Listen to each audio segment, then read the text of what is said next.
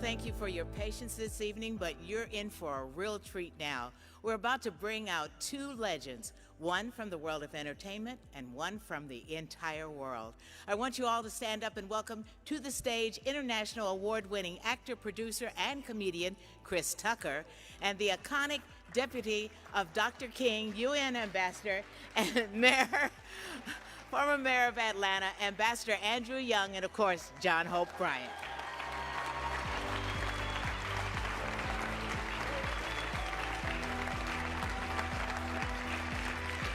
Come on now, give him some love. You push over. Give him some love now. I'm not paying him, see, I give him some love. I'm not giving him no money. I'm glad you told me to sit here, Ambassador Young, because I got on white socks. I don't want nobody to see my socks. At least you got on Stop, socks. man, I don't want him to see it. But let me just say, this is wonderful. But Chris, No. This is wonderful. No, hold on. We got to start with, when they talked about G's Bend, you know that's where the march from Selma to Montgomery started. Is it? G's Bend, Alabama, the same women that have been making quilts in slavery. See, it was their families that showed up like us. They showed up in Selma on the wrong day. And that's why Dr. King wasn't there. Dr. King was back in his church on that Bloody Sunday because we had scheduled it for the next Sunday. But it got confused, and we went on and did it anyway. And so I just want to thank you for connecting all that is going on today with these women who've been making quilts for at least 100 years. And you really, you know, that's why I've been trying to tell him, get him to see, he ain't this smart. He ain't this smart. You know, but the Lord can make a way out of no way. Nowhere. And He used to be Jamie Foxx stand-in. I'm so proud of you now. And you used to come in after Chris Rock. Now, I will tell you, we were in Davos, a conference, like the biggest conference in the world, in the snow, arguing, fussing. He was calling me Chris Rock, and I was calling him Jamie Foxx. We almost got the blows. I said, I don't care where we at, man. Don't call me no Chris Rock no more. This is my buddy, though. Then I went to go get on Delta, and he got on his private jet, and that was the end of the conversation. That wasn't my jet, see. Then I'm going to teach you financial smartness. Get a friend with a jet, a friend with a yacht, a friend with an extra what you call it, extra part of his house you can stay in. You ain't got to get no house. Not this day and time. You're gonna learn something today. A guest house. But here's the thing, I've learned a whole lot. Now, I need to find that lady that had them zip-up pants for folks. Look, I'm just glad they worked. I was really concerned. I don't know, but I came close because I was sitting here I've been sitting here since about 7 o'clock and listening to all of this, and I was drinking water. And then all of a sudden it hit me. And I got on my scooter and I ran around. I just barely made it. But if I'd had them 2 zippers going down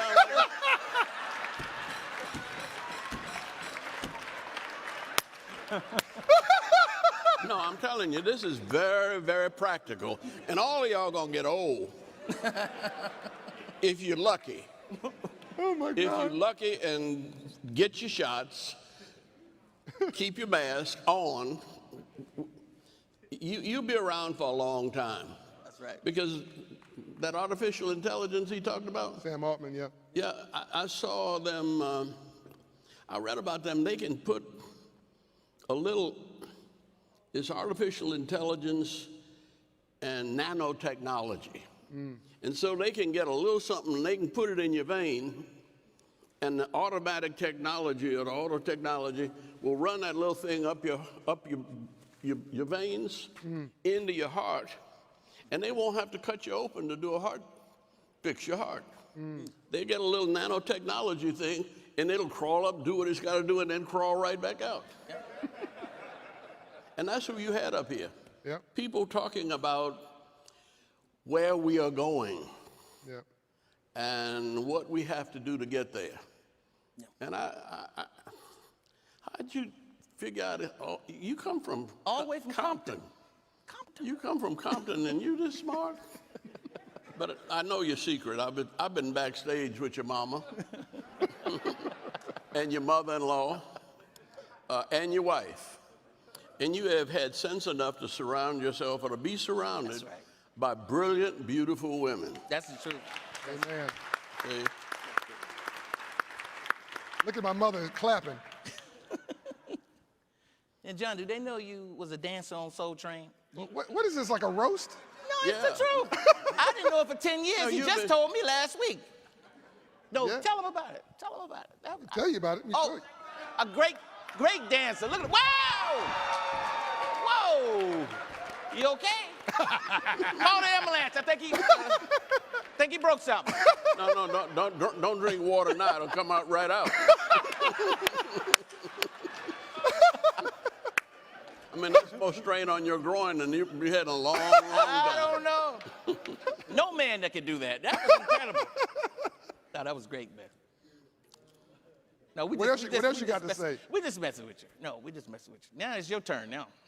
So, first of all, in all seriousness, it's wonderful that we're talking about AI in the future. T.I.? You talking about T.I.? With T- Is he? Woo! All right. I'm gonna have to dumb this conversation down a little bit. Oh, wait a minute now.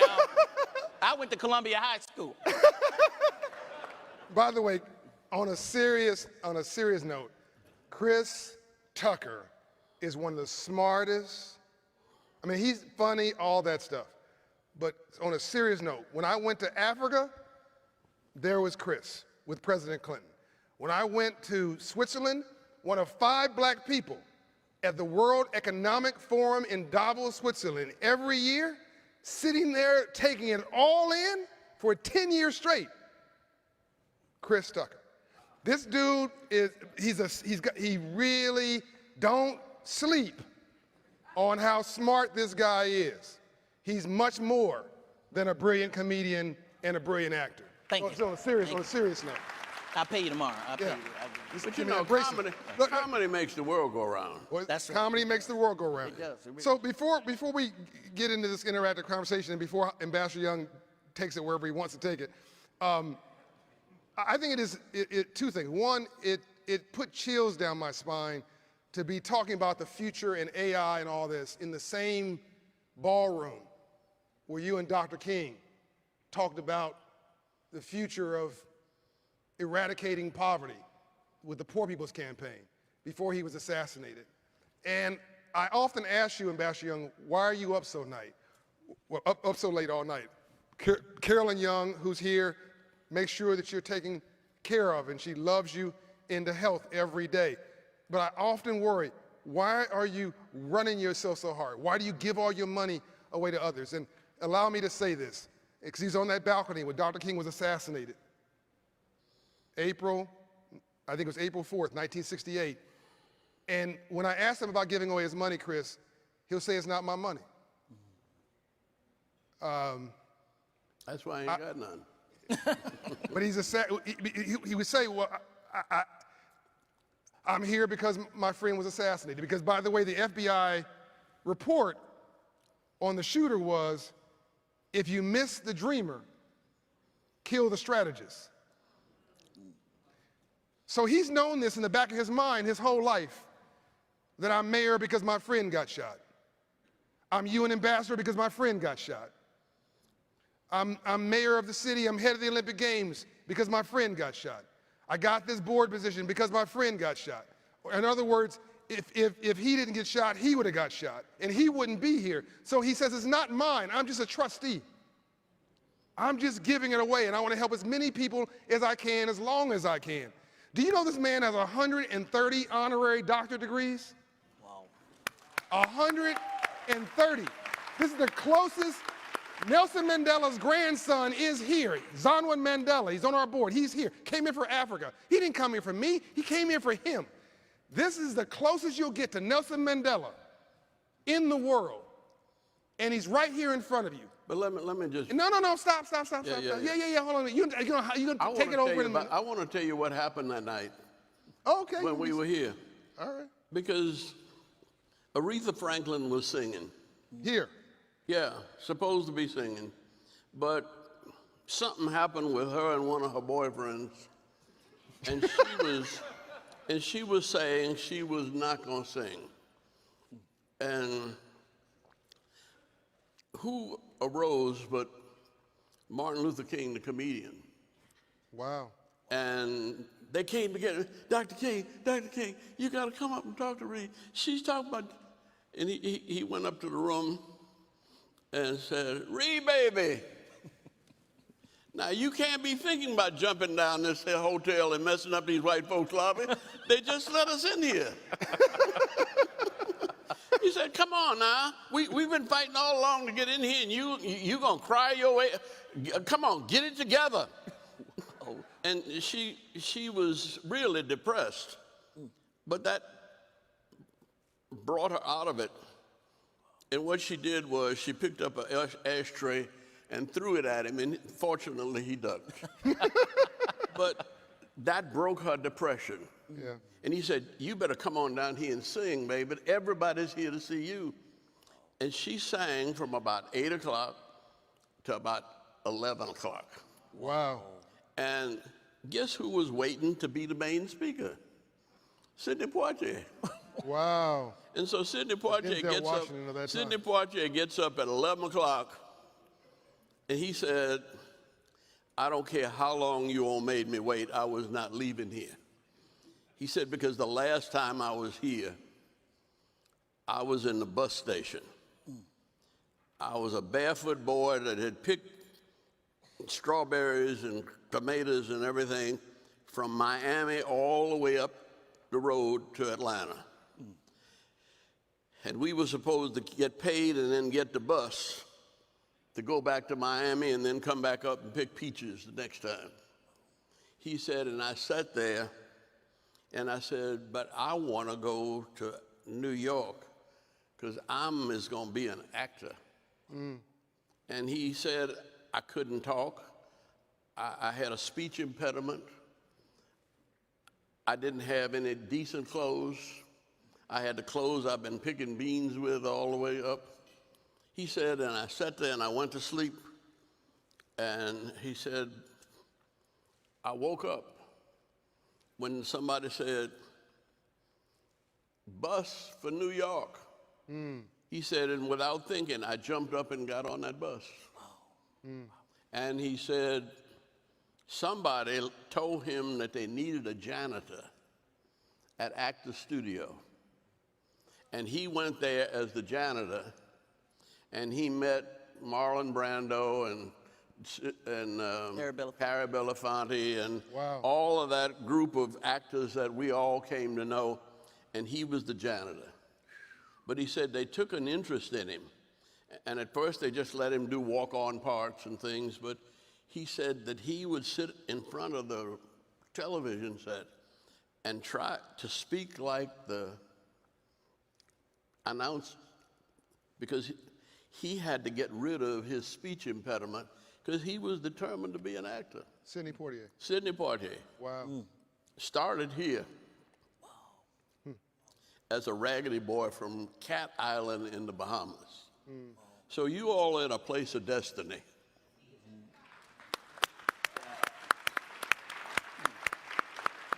You know, when T.I., who's graced this stage with us, and he's supportive of what we're doing, when he's around Ambassador Young, he gets serious. You don't. But no.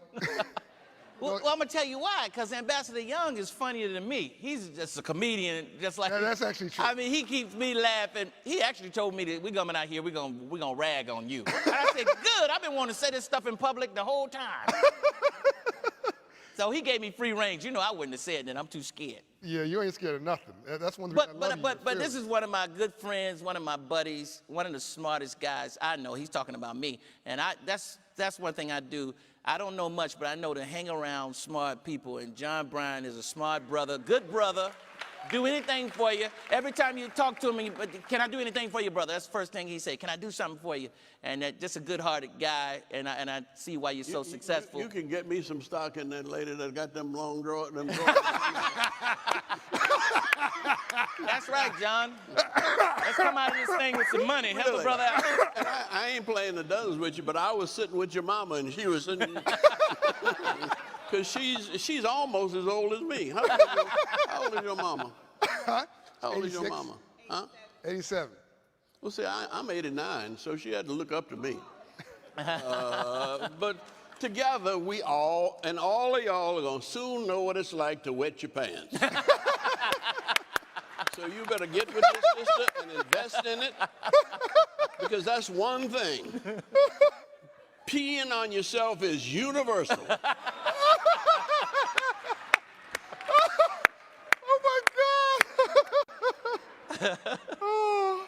God! The North American Nelson Mandela.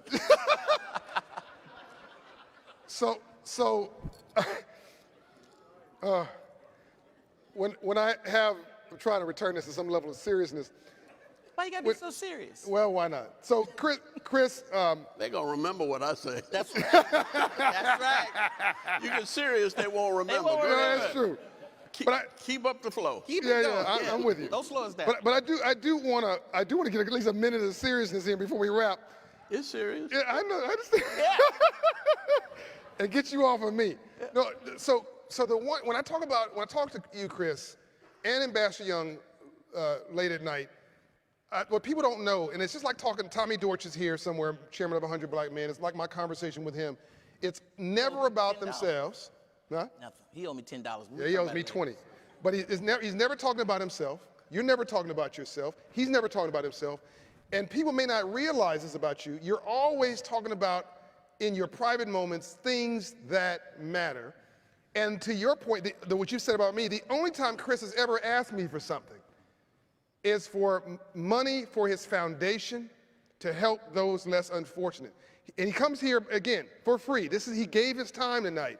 It's not like he's not busy. He gave his time tonight. He's done this several times. He's always saying yes for the right cause. And again, digging in his pocket and asking his friends to support his foundation for a golf tournament, which you use for your foundation. Why do you care so much, Chris? What's this in your bones? We understand Ambassador Young's story. Yeah. What is it that causes you to care so much, and why are you so serious about business as a mechanism for social Well, I'll justice? tell you, today life is a mystery, man. Today I was looking at pictures. I took a lot of great trips to Africa early in my career, and one of them was with Colin Powell, and a lot of them was with Ambassador Young. I was looking at these pictures today. I've been to Tanzania. Ambassador Young took me to Nigeria, Lagos, Abuja, Ethiopia. He's taken me all over the world, and I've been blessed to take these great trips. And one of them was with Colin Powell, because I was looking for those pictures, and I found all these other pictures. And I said, oh man, I got to remind Ambassador Young, tell him, how much I appreciate it. All these great opportunities that God blessed me with great men like Ambassador Young. Just say, come on, tag along with me. And, I learned a lot. It broadened my perspective, because my whole thing was just be the biggest comedian in the world, biggest actor in the world, get $20 million, and you good. But I did that at an early age, and I was like, is this it? This is kind of boring. And I started taking these trips, and I started seeing how blessed we were in America, and I started seeing how less fortunate some other people were in other countries with their water supply being ruined because an animal died in Ethiopia or Tanzania. And I was like, man, there's more to the world than just acting or being whatever. So it really shook me, man. It just brought I knew it was other things more important than making a lot of money. So my mom said, you do all these trips, you've done all these trips, why don't you start a foundation and do what you want to do too to help people? So I started a Chris Tucker Foundation because my mom said, start a foundation, because she saw what my heart was, traveling all over the world, Africa and all these different places, 14 different countries in Africa. And man, best thing I ever done in my life was begging rich people for money, because the reward, when you see the things today, yesterday I gave $10,000 to a lady who has houses for sex trafficking, girls has been sex trafficked, and I gave $10,000 so they can build another house, because all year I've been asking my friends, raising money, and it feels so good to be able to do that and to help people. And then I'll see something on the news. I flew a woman from Jamaica who was in a bad car accident. Her husband or boyfriend died. She didn't know it, but her kids, and I was on the road on tour, her kids, it was all on the news in Rochester, New York somewhere. And I said, called my sister and told her, find out this news channel, call them, I want to fly her home. We got a plane, because God blessed me to be able to raise money from friends, and from Coca-Cola gives money, everybody, Delta gives money. And I was able to get her home, on a private jet back to her family, because I got a foundation. I recommend everybody starts a foundation. It's the greatest feeling in the world to be able to help somebody and just don't even think about it. And then everybody who gives, I tell my friends, you blessed. You blessed because you gave yesterday too. I did? Yeah, that was part of your money that you gave me for the foundation. And that's what I tell my friends, and I love saying that, man, God's gonna bless you. He's like, what, why? Man, I just gave $10,000 over here and gave $10,000 or $20,000 or whatever. But I learned a lot of that from Ambassador Young, my other daddy, because he's done so much, in the world. And yeah, but you got to be honest. Your mom was a preacher. Yes, that's true. That's true. My mother's a missionary, Mary Tucker. That's right. And, Church of God in Christ. And she raised you on your knees. That's right. Praying. That's right. And if you didn't get on your knees, she went across your behind. That's right. That's right. That's right. You pray still, don't you? Oh yeah, I pray every day. I pray an hour a day when I'm not rushing out of the house. I got a prayer closet built in my mama's house. I get on my knees before I do anything, because I don't want to make no mistakes. I said, God, I'm gonna pray to you first, and you'll guide me. And that's how I found all these great pictures. All these trips I've took over the years. You haven't seen me a lot in the movies, but I've done some great things. I'm like the black James Bond. Y'all don't even know it. But like we talk about Davos, but being able to, they can never take these trips I've had with Ambassador Young. I always have that in my heart, in my memories, with such a great man. It's just God has just blessed me. But we got more movies coming, more stuff coming. I'm gonna take it over again. Don't worry, it's coming. It's coming. You don't lose it. You just keep it. I was talking to Chris one day, and I said, you have a great home. And he said, I'm homeless, actually. I said, well, what do you mean you have this beautiful mansion that's dang near half a block? What do you mean you're homeless? He said, no, I'm homeless. I live with my mama. That's my mama's house, yeah. What are you talking about? You live with your mama? You're a multi-millionaire, global, entertainer, global movie star, global, you're even smart. I have to admit it. You're even smart. And what do you mean you're homeless? Because I bought my mama that house, and I stay in it. Yeah. That's how beautiful this guy's spirit is. Thank you. is that's his, even though he built it and it was his money and his riches, he basically said, I would be nothing if not for my mother.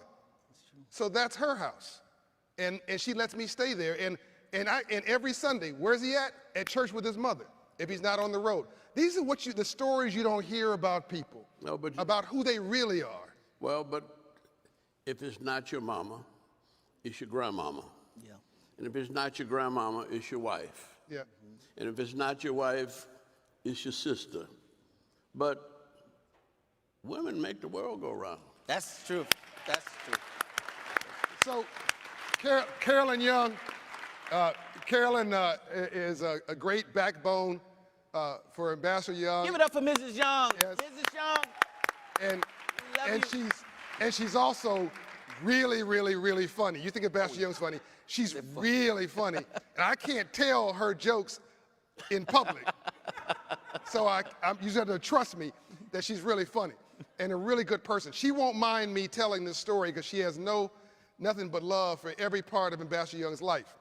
But you guys we got to end this with you knowing something about Ambassador Young that he's not in control of, because he's in control of everything. He's the UN ambassador, appointed, minted, first black UN ambassador in the history of the United States of America.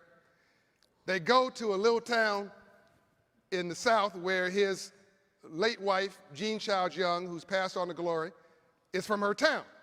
And they're in the town, and they're on this car with the open top. And Ambassador Young is a celebrity, so he's waving, and he's waving, and he's waving. And finally, Jean Child turns and points. Well, Andy, see that man over there? He was my boyfriend growing up. And Ambassador Young said, what, that bum over there? He's clearly not done very well for himself. He's a bum. And see, Jean, see who you could have married? And Jean said, Andy, if I'd married that man, he'd be UN ambassador for the United States of America.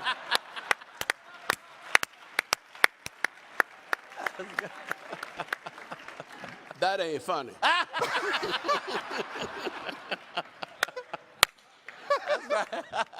But then she really trained me and wore me out for 40 years.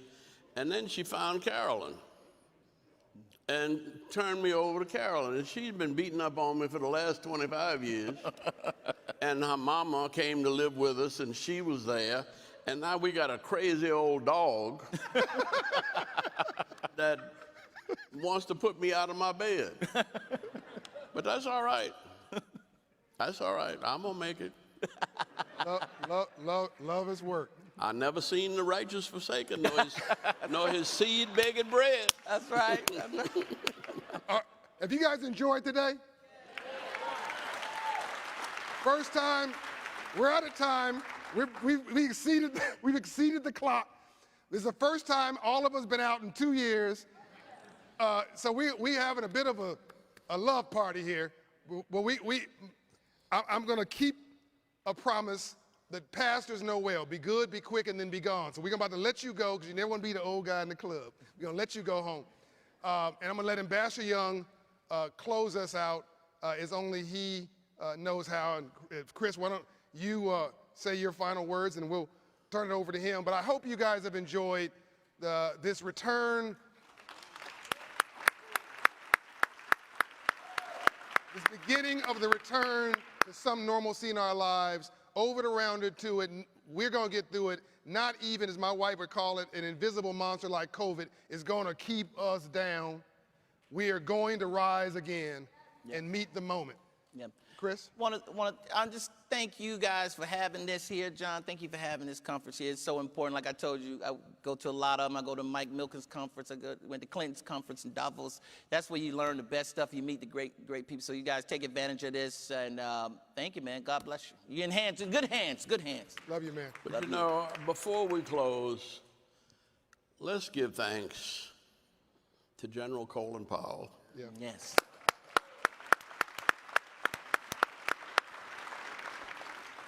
And let's thank the Lord. Hallelujah. Thank you, Lord. For raising him up in the Bronx from Jamaican parents and helping him to get through City College in New York. And he came down here as a lieutenant in Fort Benning, Georgia. But then he spent 2 terms in Vietnam, not as a general, but he won the Purple Heart twice. And that's because he got wounded. And so one of the reasons why his body was not able to struggle with this virus is the sacrifice of his body for most of his 84 years in the service of this nation. And he was a warrior that made war to create peace. And he did it. And he continued doing it. And he's one of 3 people that I have admired all my life, practically. And first was Ralph Bunche, who we don't know much about, but Ralph Bunche gave us the United Nations. It came out of his brain. And he was a boy so poor when he got to Los Angeles that he couldn't ride. He wouldn't waste a nickel on the streetcar. He ran down with his grandmama to get into school, a public school in Los Angeles, and became the Deputy Secretary General of the United Nations, and really wrote most of the stuff that helps keep the world together today. And of course, you know Martin Luther King. And I was sitting there with him on the veranda, and the shot rang out, and it was obvious that he didn't even hear it. It cut through the tip of his chin and severed his spinal cord. So his body probably felt no pain. But my reaction was, damn, you can't go to heaven and leave us in hell. You can't do that. And I realize now, 58 years later, that he really didn't. He's still with us. And we are here where he was 50, 60 years ago. And we're carrying on that work, and it's no accident that G's Ben and Etsy are still with us, still feeding the hungry, clothing the naked, healing the sick, and setting at liberty those who are oppressed. And God has blessed us with the ability to keep on keeping on. So take your blessings and go home and get down on your knees and thank God for them. And then wake up in the morning and keep on spreading them all over this planet. Yes, sir. Ladies and gentlemen. And go Braves, go Braves. Braves won tonight. 3-0, baby. On behalf of Ambassador Young and Carolyn Young and myself and Shatra Dalton Bryant and even Chris Tucker, have a good evening. The night We is love over. you. Thank you.